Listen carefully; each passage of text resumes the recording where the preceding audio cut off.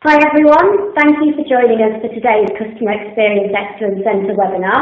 I'm Tamsin Jenkins and I manage KPMG Nunwood's Excellence Centre, and leading our webinar today is Dave Conway, the Director at KPMG and author of the latest UK Customer Experience Excellence Centre analysis.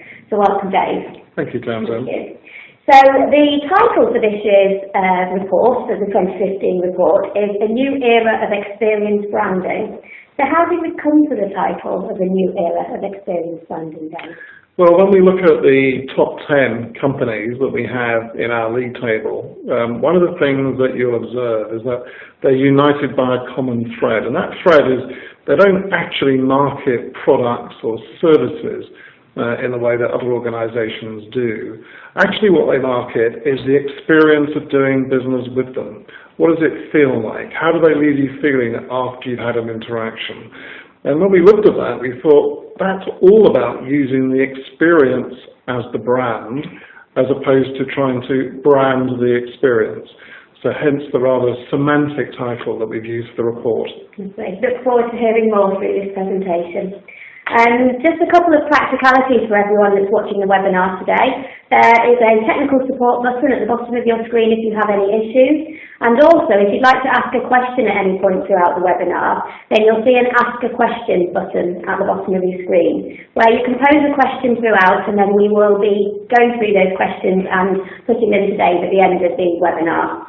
One more point to mention is that at following the webinar today, you will receive a recording and also a link to download the full report. So that will be coming through to you later on this week. Now I'll hand over to Dave to go through today's webinar. Thank you, Tamsin, and good afternoon, everybody. So yes, we're delighted to share with you the latest report from the Customer Experience Excellence Centre, and just a quick agenda, if we might. There we go. So in the webinar today, we're going to cover 4 things. So the first is we're going to talk about the Excellence Centre. So for those of you who aren't aware of what it is or what it does, we'll explain a little bit about how the resources that are available within the Excellence Centre help you to move forward your own projects and programs in the field of customer experience. The second area we're going to touch on, and a really interesting area, is the economics of excellence. So what is the size of the prize? There are a number of organisations who are now embarked upon customer experience transformation, but what can they expect in terms of commercial returns? We'll then move on to the report itself, and we'll talk about some of the sort of key themes that have emerged during the UK 2015 analysis. Some of you will have listened to our webinar on the US survey that was held earlier this year, and there's some interesting differences and some interesting nuances on the UK report, which we will talk through. And then finally, some ideas, some tips, some things that we've observed from organisations around the world that we've codified into a methodology that allows you to look at the 6 pillars in the context of your own organisation and work out where you stand against each of those 6 dimensions of a great customer experience.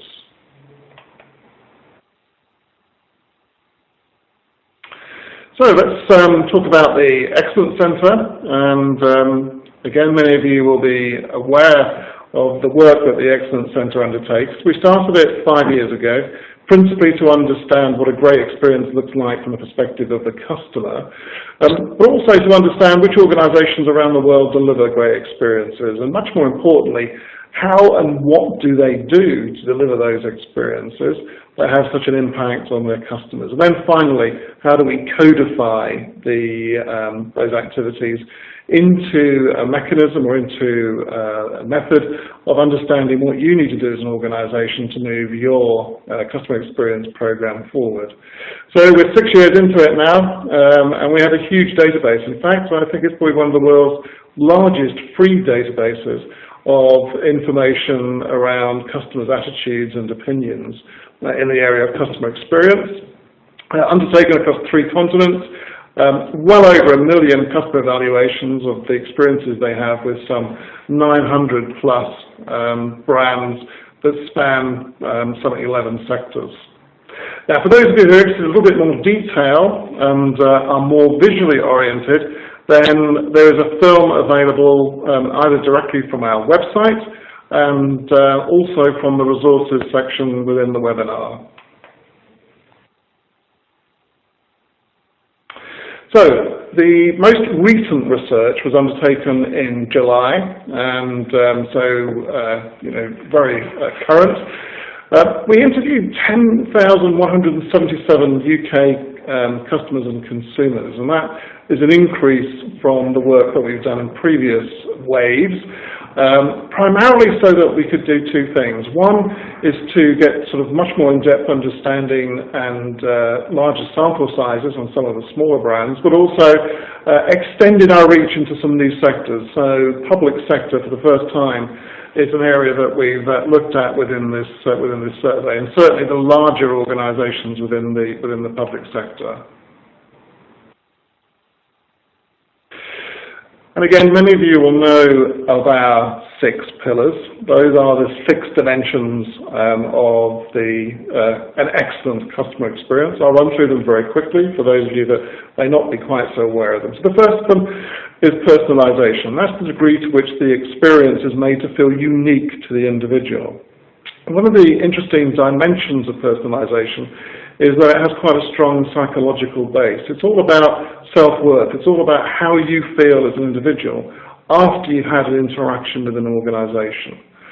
The next one is expectations, and expectations we look at 2 levels really. The first is the expectation that's set by the brand promise, and then we look at expectations that are set on a day-to-day basis, those small little expectations that are set from time to time by interactions that you have with people within the organisation. Time and effort, so the amount of time that needs to be expended and the amount of effort that needs to be expended, whether that's cognitive or physical effort, to achieve an objective with an organisation. And increasingly here, we're looking at the return on time, the degree to which individuals feel that the investment they've made to achieve that objective has been worth their time and effort. Integrity, 3 dimensions to integrity that we look at. The first is we might term the kind of moral purpose or social responsibility of the organisation. The second being the competence of the business. So is the business competent at what it does, and are there people competent in terms of the interactions that you have with them? And then finally, does the business keep its promises on a day-to-day basis? Do people deliver when they make commitments?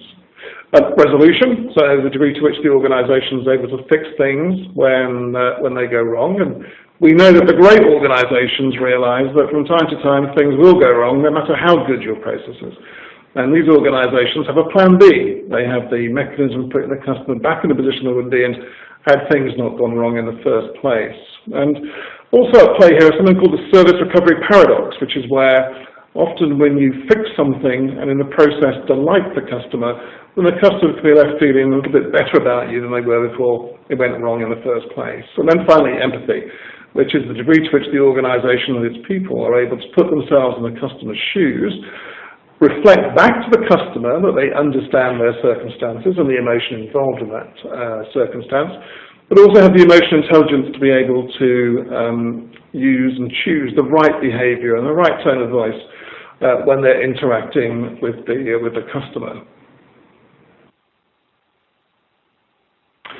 So now we're going to move on and talk a little bit about the economics of excellence. And so here, there are probably 2 dimensions to the work we've been undertaking in this space. The first is some field work which is currently taking place, where we're looking at the switching costs associated with moving between organisations and how that can be quantified in terms of the quality of the experience that it takes for a certain switching cost.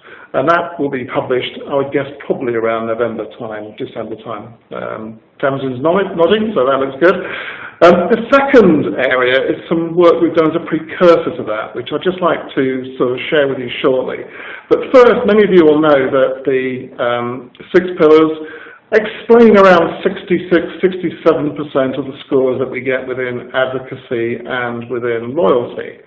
And we also know that broadly 3 of the pillars probably make a bigger contribution than the others. So personalisation, integrity, and time and effort. And many organisations ask us, well, which pillar should we choose first? Which one should we should we go at, and often assume that personalisation is the one that will have the biggest impact. But we'll show a little bit later that that isn't necessarily the case. So what we also did was we looked at the financial performance of the top 100 companies in our CEE survey and the top FTSE 100 companies. And we looked at both revenue growth and EBITDA, so earnings before interest, depreciation and amortization. And that allowed us really to look at and compare and correlate performance on the experience to performance financially. So on the right-hand side of the chart in front of you, you'll see that we have the revenue line, and on the left-hand side we've got the EBITDA line. And you can see if we look at the top 100 and compare revenue versus the FTSE 100, then the CE top 100 achieved probably twice the growth of the FTSE 100 on average. But more importantly, when the market is in downturn, the CE top 100 fell by 7.5% in terms of EBITDA versus, significantly more, 24.2% for the FTSE 100 companies. Now, also on top of that, we're able to identify that those organisations who comprise the top 10 grew by £43 million more per annum compared to those positioned between 11 and 100. And we also know, although it's not on the slide, that these organisations were significantly more profitable, to the tune of 24 to 25 million pounds more profitable than those from 11 to 20. Now this fits very nicely with work that's been done by the London School of Economics, which also identified that organisations that were able to move their NPS score by 1 point on a sustainable basis generally increased their revenues by about £8 million. And organisations that are able to reduce the detractor score by 1% increase their revenues by around £24 million. And then on top of that, in the States, Watermark have published a report showing that those organisations that lead in terms of customer experience perform significantly better, 22% better in revenue terms, than organisations that comprise the S&P 500 average. So a lot of confirmation really and support for the notion that there's a very strong link between customer experience excellence and the commercial returns that accord to that. So let's move on and talk a little bit now about the sort of CEE report itself and look at some of the analysis and trends that have emerged from that. And the first thing to say is, despite all of the huge effort that's going on, and we have a privileged position of walking in and out of organisations around the UK, and we see the amount of focus, the amount of effort that's going into improving the quality of the experience. But actually, if we look year on year, little change. So from 2014, the CE metric average across the top 100 was 7.25. And for 2015, exactly the same score. So despite the effort, despite the focus, we just aren't seeing a shift take place. Now this contrasts with the US survey, which showed that we identified that organisations in the US on average were around 5 years ahead of their UK equivalent. So much for UK PLC to do to improve the position. However, there are some pluses and minuses. There are some organisations that do well, and there are some sectors that are doing well. So utilities is an interesting sector in the sense that we've seen the integrity score for utilities start to move significantly as utilities organisations begin to get their act together around the customer experience. But also some new entrants like OVO are setting new standards really in the field of utilities. And at the same time, the nature of the relationship between the utility and the customer is changing. So historically it was always based on price and tariffs, but now we're seeing more and more that that relationship is based on the exchange of information, things that you might do to reduce your costs and improve, the efficiency and energy utilisation of your property. The other sector which is worthy of comment is we've seen the non-grocery, and in particular the fashion element of the sector, really starting to move forward very quickly. So organisations like Zara, even Dorothy Perkins, Top Man, etc. Those organisations are beginning to get their act together around the customer experience, and in particular beginning to equip their staff with the knowledge and the skills of how you engage with a customer in the right way, how you engage with a customer in a way that leaves the customer feeling good about the interaction that they've just had. So this is the top 10. So these are the organisations that this year win out on our survey, and we've seen Lush do particularly well over the last 2 to 3 years. And they came first with a very good score of 8.32. We're going to look at Lush in a little bit more detail as we go through the presentation. But what sets Lush apart is the way in which they communicate the experience. They don't advertise. There's no high-profile communications. It's all word of mouth. It's a very 21st century brand. It communicates itself through its experience and through word of mouth. Now, the other organisations in the top 10 are similar in how they approach the communications, although they may or may not use advertising in different ways.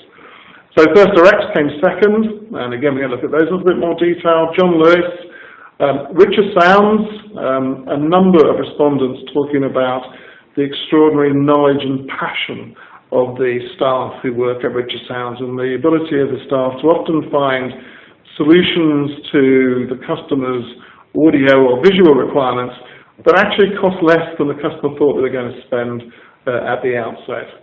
QVC, an organisation that's built itself around empathy, but they also topped our top charts in the omni-channel index, and the way in which they integrated their offering across channel, so including live TV, online, mobile, call centres, you name it, QVC have managed to align and integrate all of the different journey types in a way which leave customers feeling really good about the interaction and find it easy to move between different channels. Amazon continuing to do well. Skipton we see entering the top 10 for the very first time, so congratulations to them. And Skipton really set apart by the quality of their people, and large number of respondents talking about the empathy, the sympathy, the understanding they get from Skipton staff that characterises that Yorkshire niceness that Mr. Cameron seems to have missed this time round. American Express, substantial reorganisation and restructuring of the business. Pivotally, they've changed the measures that they use, the KPIs that they use, from being internal measures to being much more customer-oriented, and have seen their scores move as a consequence. So things like average call handling time, average calls per hour, many of those contact centre measures they've moved out, and are much more focused now on what is the nature of the engagement that the agent has had with the customer.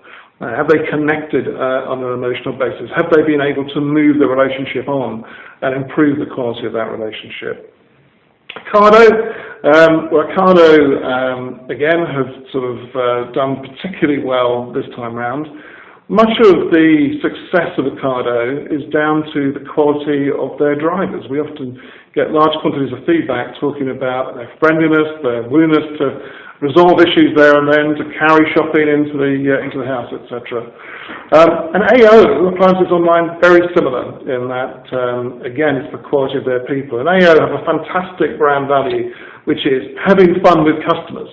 And Appliances Online clearly do that because we have numerous stories from customers who have really enjoyed the experience of having a fridge installed or a cooker. Seems a very odd thing to say, but they did.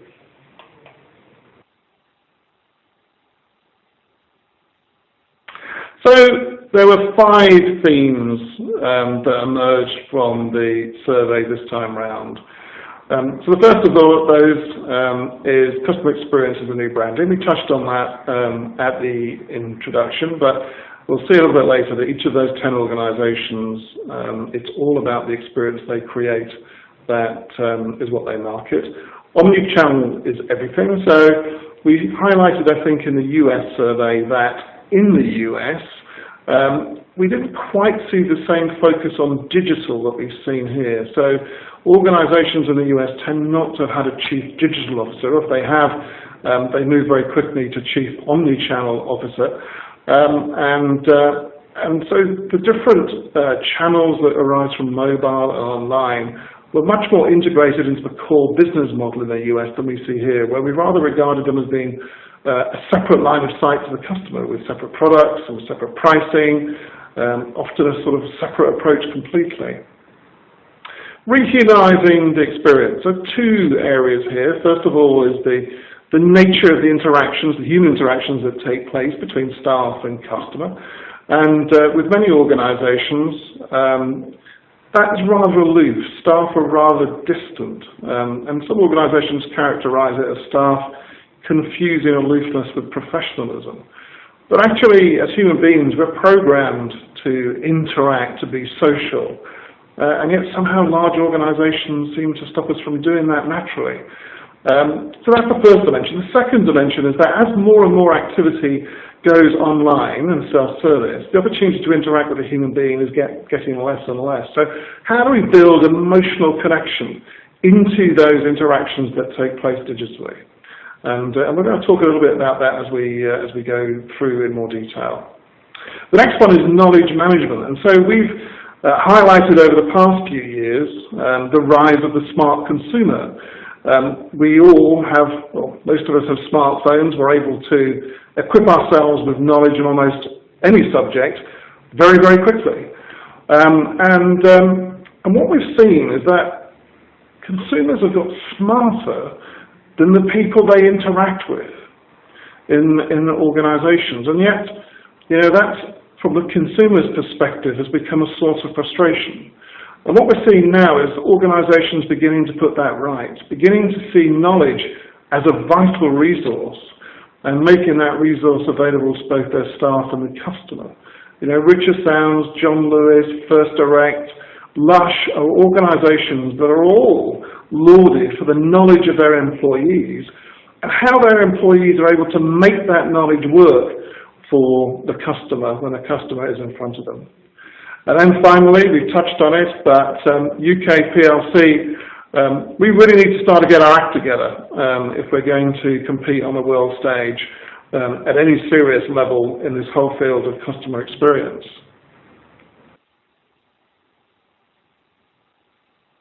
So that's just a little deeper look on this concept of experience branding. So the very first age of branding, if we think back to the 1960s and 1970s, if I think back to when I was in marketing in different organizations, we were always extolled to look at the product and to, I think the phrase was, examine the product until it screens its differences.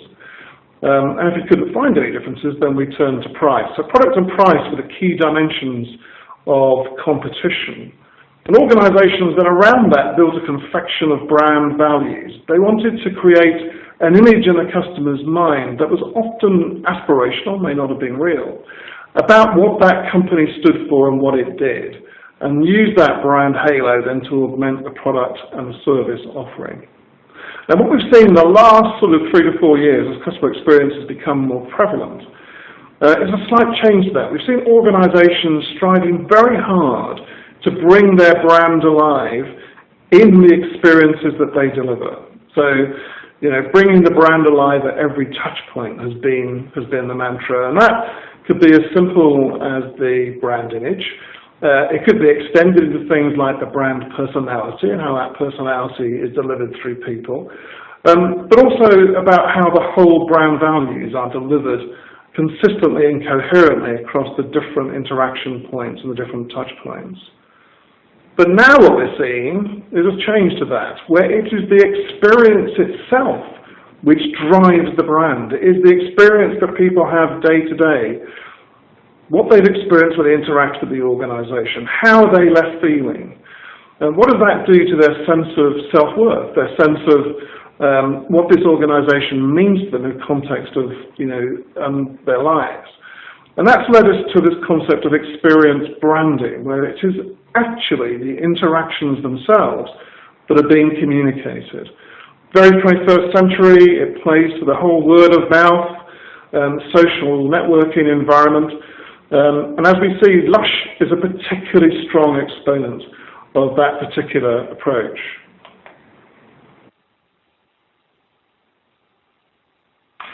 So let's just have a look at some of these brands in a little bit more detail. So John Lewis continuing to expand and to grow. Maybe one or two growing pains in certain areas, but broadly what customers talk about is the partnership model. It is the fact that John Lewis, a little bit like Publix in the US survey, is owned by its employees, and the edge that gives them. And interestingly, Stephen Lewis, who in fact bequeathed his company to his employees, described the role in life of an organisation, and in particular his organisation, to make the world a little bit happier and to make it a little bit nicer. And he saw that the third way, as he presciently called it, where you have an employee-owned and run organisation, was one of the ways that you would achieve that rather laudable objective.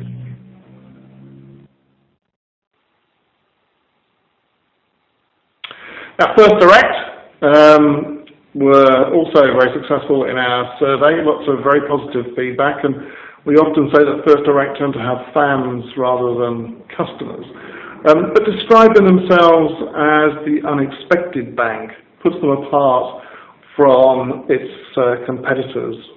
But what customers talk about every time, and this survey, last survey, when we see focus groups, the one thing that First Direct customers always refer to is when I pick up the phone to call my bank, I get straight through to a human being.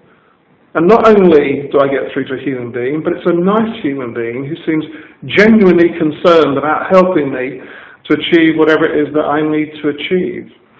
And we know that First Direct, 44% of the people that they recruit are recommended by existing employees. So we have a like recruiting-like mechanism at play there. And the knowledge of their people is felt to be exceptional.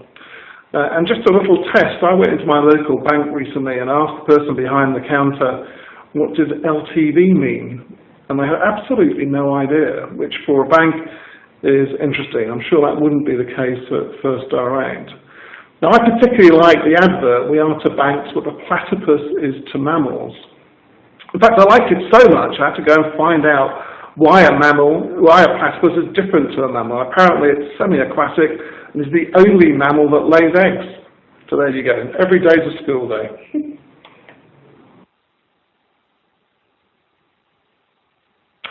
So rehumanising the experience. This year we've had the opportunity to spend a lot of time with some very senior CEOs in this country, and we know that this is something that they are deeply preoccupied. How do they bring emotion back into the experience? How do they unlock the natural tendency of people to be nice to other people, to be caring, to be empathetic, and striving to break down some of the barriers, some of the issues that stop their organisation from naturally doing that.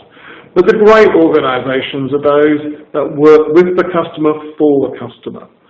So a lot of the feedback that we had on Lush, for example, was centred around the way in which Lush staff invest time and effort to really understand the customer, asking a series of diagnostic questions that allow them to get to the root of what it is that the customer is seeking to achieve. And much more importantly, demonstrating to the customer that they care, that it's important to them, that the customer gets exactly the right outcome that's uniquely right for them. And so we've seen the change really in the caveat emptor, I think is the phrase, buyer beware.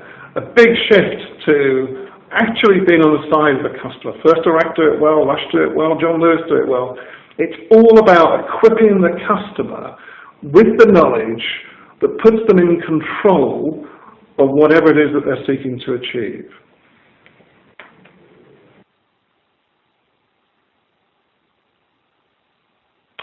And here we see a picture of Lush. This is the Lash Kitchen, a rather extraordinary and valiant approach to bringing transparency to the world of digital. And I have to admit to not being, like many men, a Lush customer. However, if you go onto the Lush website, you can order limited run products, and those products you can actually watch being made live in the factory. So you can see exactly what goes in. You can see the love and care that those staff are putting into the creation of the product that you have ordered. And many customers, or many respondents talked about how interesting and how exciting they thought that was. What a great use of digital to bring you into the heart of the organisation and see how they do things.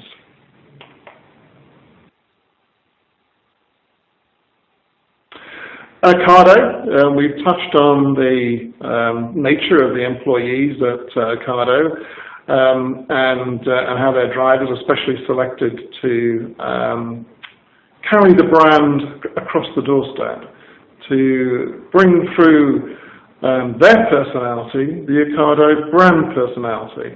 And interestingly, Accardo is a business that thrives on trust and integrity. It's a bit of a punt when you get someone to pick fruits and vegetables for you as to whether they've picked the ones that you would pick. And Accardo have invested really heavily in technology and warehousing, in mechanisms for ensuring the freshness of their products.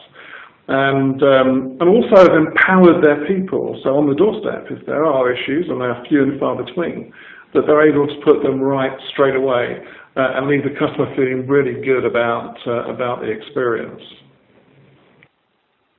So the other theme, which is important that we've identified this time around, we've touched on it, is knowledge management ensures success. So there's two types of knowledge historically. There's knowledge of a subject and knowledge of how to find out about a subject. But actually, the respondents to our survey are probably a little bit more focused on the Alan Partridge world of knowing me and knowing you. So knowing me, which is show me that you know me. Show me that you understand me. Show me that actually I can be in tune with your values as an organisation, that I can almost align myself with what you stand for, and that you understand what I'm seeking to achieve. You understand the contribution you can make to my life. And organisations that do that well, First Direct being a very good example, build a very strong connection with their customer. The flip side of that, the other side of the coin really, is enabling the customer to know you in detail. And we'll look a little bit later at appliances online and how they convey what they do. But Lash Kitchen, think about it. It's all about you knowing us and seeing what we do and how we do it. And how we're acting on your behalf. So two key areas of knowledge: showing that you know the customer and enabling the customer to know you at a deeper and perhaps more profound level.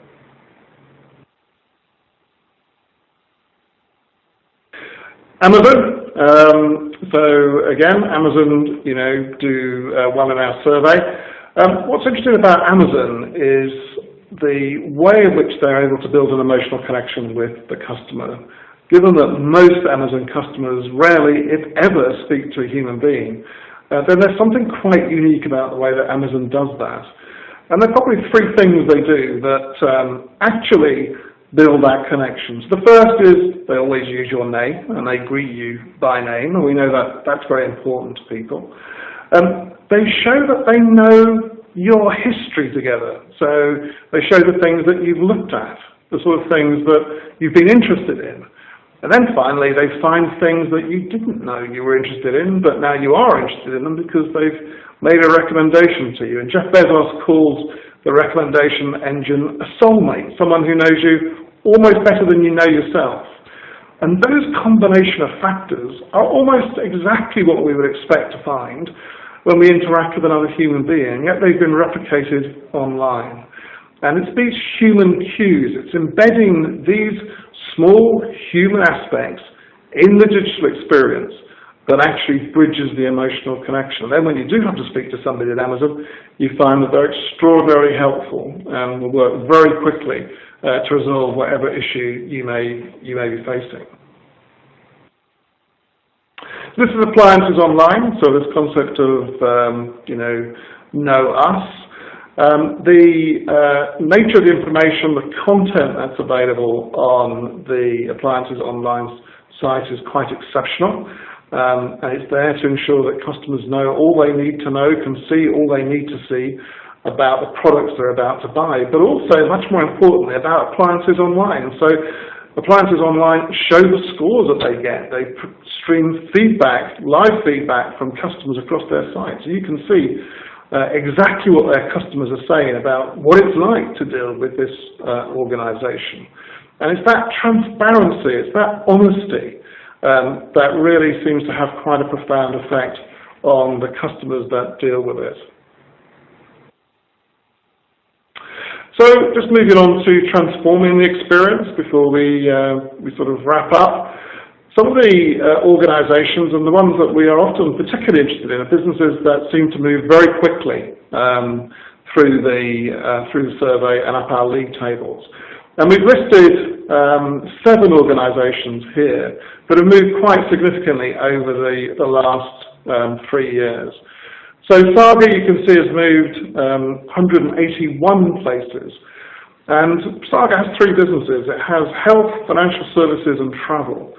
And it set itself the objective sort of 4 or 5 years ago of understanding the over 50s sector at a much deeper level than anybody else, and reflecting that back, those needs and wants of their target group, in what they're delivering in each of those 3 business areas. The other organisation I'd pick out is Santander. Santander 5 years ago were trying to bring together Bradford and Bingley, Abbey, National, a large number of different organisations that they'd acquired, and were seeking to improve the experience against almost impossible odds, given all the different systems and processes and people that they'd accumulated. But they have systematically, over the last 5 years, got their act together. And 3 dimensions are worth picking out. So the first is the systems one, sorting out the systems, sorting out the processes, getting it onto a single platform and ensuring that actually they deliver on the promise. They do the basics exceptionally well. But also focusing on the welcome process. So as new people join the organisation, they build a fund of goodwill almost that allows those people, enables those people to perhaps take a more or less sensitive view of issues that they may be having. The second thing that Santander have done is the launch of the Hero account, so the 123 account, which has definitely caused the other banks to sit back and think about how they compete. So the world of current accounts has moved from being a world of simple transactions to being a world of value exchange. And we've seen other dimensions, quid pro quo and other value exchange websites showed that this was happening, but the banks elsewhere have been slower to react to it. And then finally, the integrity issue. How do you deal with the sector stereotype? And by using clean, wholesome individuals like Jessica Ennis-Hill and Jensen Button, they've managed to create a niche in the customer's mind that says this is an organisation that I will deal with because actually these nice people are brand ambassadors for them.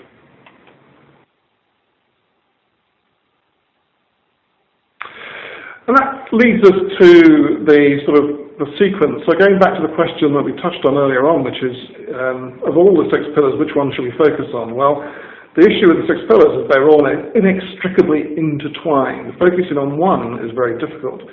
But actually the sequence that you approach them isn't quite so difficult. So on this chart you can see that we've got the NPS score, so 0 to 3, all the way up to the promoters at 10, 9 and 10.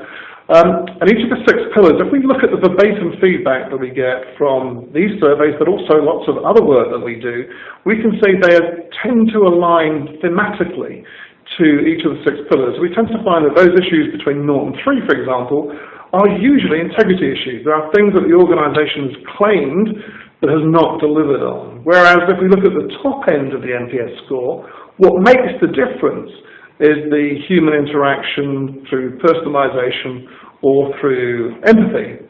And actually, it's almost like Maslow's hierarchy of needs. You've almost got to work your way through each of these if you're going to be successful. And one of the issues we see is that people try and go straight to the answer. There's a sense that there's a silver bullet somewhere that we've just got to find it and it will, transform our experiences. The reality is that the causes of detraction and the drivers of promotion are different, and you need a plan for both. Brilliant basics and magic moments.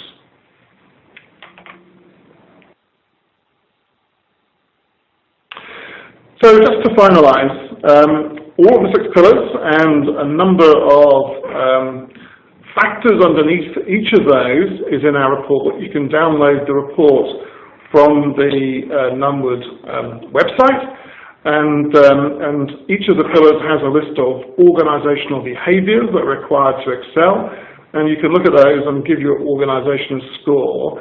And using the previous chart and the score for each of these might help you in terms of prioritisation, the sort of things that you might be looking at to deal with, and the sequence that would naturally make them have the biggest impact as you start to deal with them. Now, one of the things about the Excellence Centre is that it is there for experienced professionals. It has an enormous amount of resources.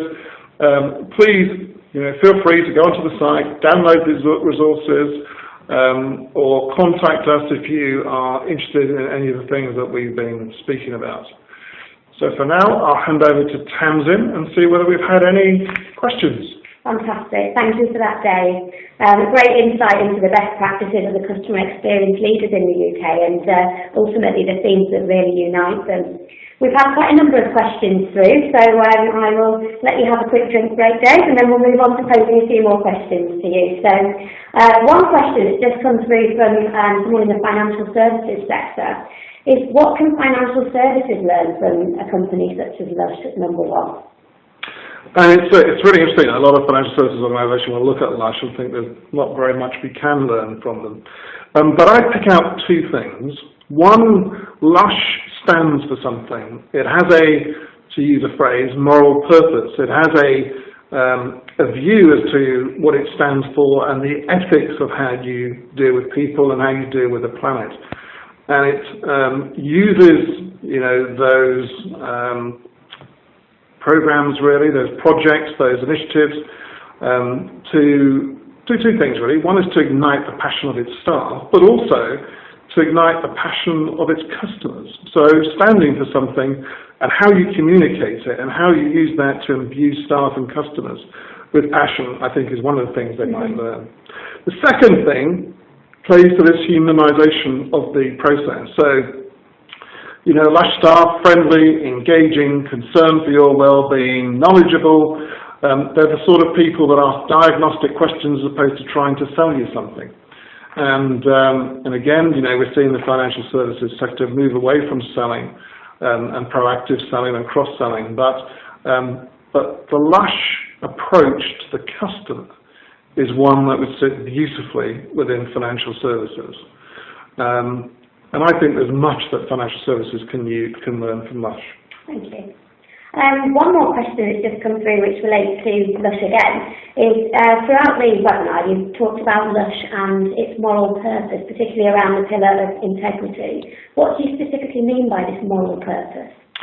Well, it's rather a grand phrase, isn't it? So what we mean by that is standing for something more than making profit for shareholders. So it's a business that has a positive contribution to its customers, to its people, to the planet, and is able to articulate that. It's more than just, CSR. It's more than painting scout huts on a Saturday. It's about genuinely making a positive impact on the environment around you. M&S is a good organisation. M&S Food, Plan A, because there is no Plan B.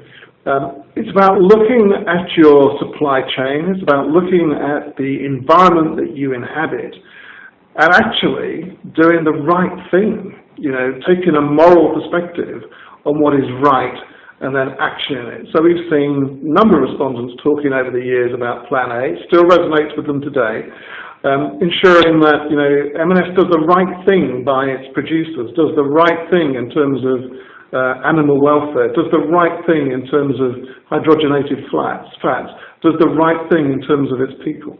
And that, I think, I'm willing to take a different phrase, and moral purpose does sound a bit grand, but put in those in that way, I think these organisations that are able to show that they do contribute more to the well-being of what's around them would excel and ignite the passions of their customers.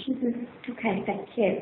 And then one more question that's just come in, Dave, which is around the later stages of the webinar, around transforming the customer experience. So the 6-pillar implementation sequence that you've shown, the question that's come in is just how long would it take a company to progress through that sequence?